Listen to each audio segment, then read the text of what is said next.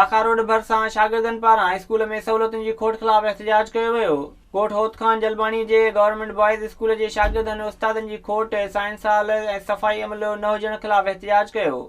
शागिर्दनि जो चवणो त स्कूल में पीअण जे पाणी बरसाति पवण ते पाणी भीजी वञे थो, जंहिं करे खेनि सख़्त तकलीफ़ खे मुंझणु पवे थो। न पाणी जी खोट आहे। हिते वॾा वॾा खॾा लॻा पिया आहिनि। मींहुं मियोगी में पाणी बीही थो वञे। असांखे पढ़ाई जी ॾाढी दिक़त थी थिए। असांजे स्कूल में फर्नीचर न आहे। स्कूल जे उस्ताद अवामी आवाज़ खे ॿुधायो त संदन स्कूल 1961 खां क़ाइमु आहे, जितां केतिरा ई शागिर्द तालीम पढ़ाए वॾनि उहिदनि ते पहुता आहिनि। इहो स्कूल सहूलियतुनि खां वांझियलु आहे।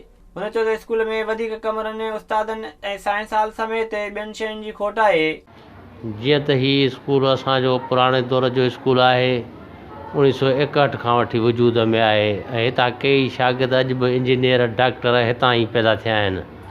सुठा सुठा शागिर्द पैदा थिया आहिनि।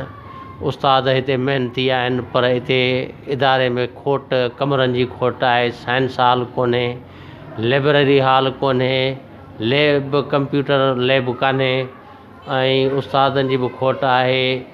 उस्ताद ॿुधायो त संदन हर क्लास में 100 खां वधीक शागिर्द पढ़नि था, जंहिं सबबु फर्नीचर जी बि खोट आहे। संदसि चवणो त लाइब्रेरी, कंप्यूटर लैब ऐं साइंस हॉल ठाराए ॾिना वञनि, जीअं शागिर्द मयारी तालीम हासिल करे सघनि।